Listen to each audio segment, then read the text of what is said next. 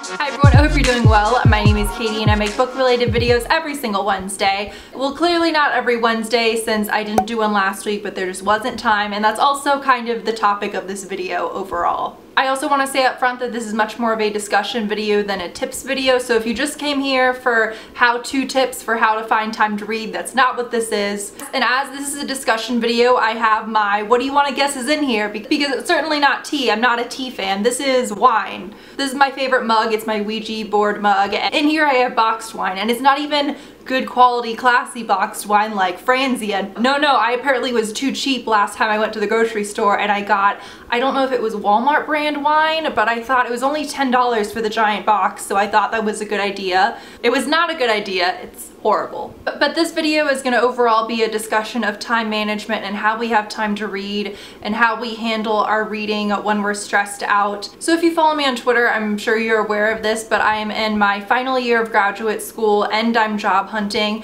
And you might say, wait, why are you job hunting? You had that video where you had a great offer for a job. I turned it down, which could have been a horrible mistake, but hopefully in the long run it was the right one. So I'm stressed about school. I'm stressed about finding a job. I also have an assistantship where I'm sort of the assistant director for this team. That takes up a ton of time, and I have a couple conferences coming up where I'm presenting. And presenting to students, like people in your class, is one thing. This is presenting to professionals, and I'm supposedly an expert, so horrifying. So needless to say, I'm very stressed. I don't have time to read. I honestly don't have a lot of time to film videos. And I do also want to point out that of course there are busier people than me. I'm not trying to say I'm, you know, top of the pyramid in terms of busyness, because I feel as if a lot of times there's almost this competition for who can say that they're busiest, and that's not what I'm trying to do here. You know, there are people with full-time jobs and attending school and with children. I just don't even know how they do that, but it's amazing. But essentially over the past couple of weeks I was realizing I don't have any time to read, I don't have any time to film.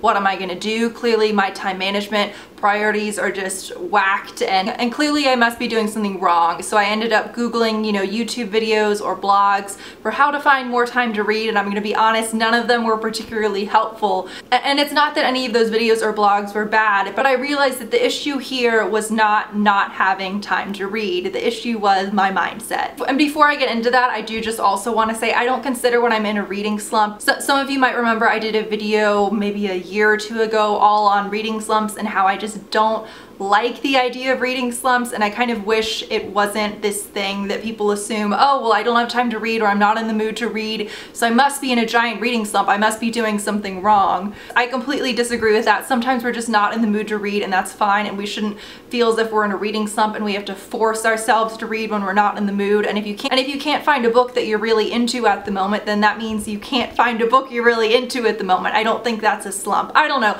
but that's kind of only tangentially related, but let me know what you think about that down below, and as I said, I have a whole video on that. But getting back to time management, I realized that I had this mindset and I was putting so much pressure on myself. You know, I was seeing people posting wrap-ups where they're reading 13, 14 books in a month, and I was thinking, I don't even have time to read 2 books in a month or post more than say 1 video a week. So clearly I'm doing something wrong. Clearly my time management skills are not up to par. And then I sat back and thought about it, and I just thought, Katie, that is a ridiculous and insane mindset for you to have right now. And the reason I'm talking about this, to be clear, isn't just to talk about myself. It's because I want to have a discussion. I'm sure a lot of you have that mindset that I had basically yesterday and for the past few months, where if you're not having time to read or participate that much into BookTube, that clearly must mean your time management skills are terrible and you're doing something wrong. And what I've realized is that there are going to be points in life where no matter, you're just flat out not going to have time to read. And I think that's just a process of getting older and growing up.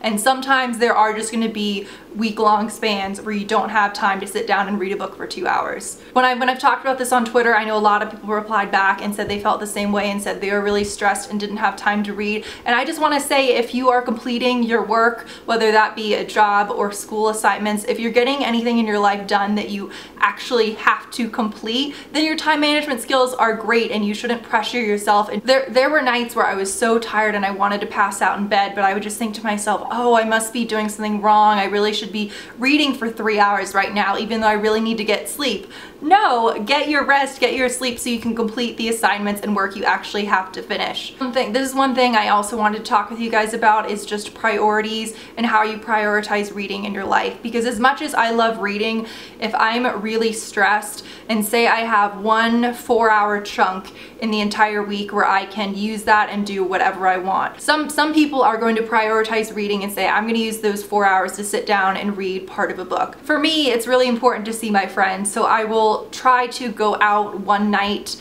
at least during the week, or have one sort of girls movie night in a week, something like that. So technically I do have those few hours where I could read or I could film a video, but I just have other things that personally are just more important to me. And the other thing I want to talk about is reading to relax or reading when you're relaxed. Some people just read all the time, and then there are other people who like to read when they're relaxed, when they have a lot of time free, they can have a glass of wine and sit down and read a book for a really long time. That's definitely me. When I'm relaxed is when I like to read. And then I think there are other people who like to read to relax when they're already a little bit stressed, and say they'll give themselves an hour or two during the week when they're really stressed out so that they can unwind and read a book. I would love to be that kind of person, but for me, if I'm stressed, if I'm gonna take an hour to do something and relax, as much as this might not sound like it's relaxing, I really enjoy it. I'll clean my room, or I'll do laundry, or I'll cook, or I'll watch like Real Housewives or something like that. But if I'm stressed, I physically just can't sit down and read a book for 2 hours. It'll just make me feel like, oh, I should be reading research articles for homework or something like that. So I would love to hear your guys' thoughts on all of this. Do you read when you're relaxed, or do you read to relax? How do you prioritize reading in your life? What are your thoughts on sort of BookTube's mentality about reading slumps? And so if you guys enjoyed this video, make sure to subscribe if you haven't already, and I will see you guys next week. Bye.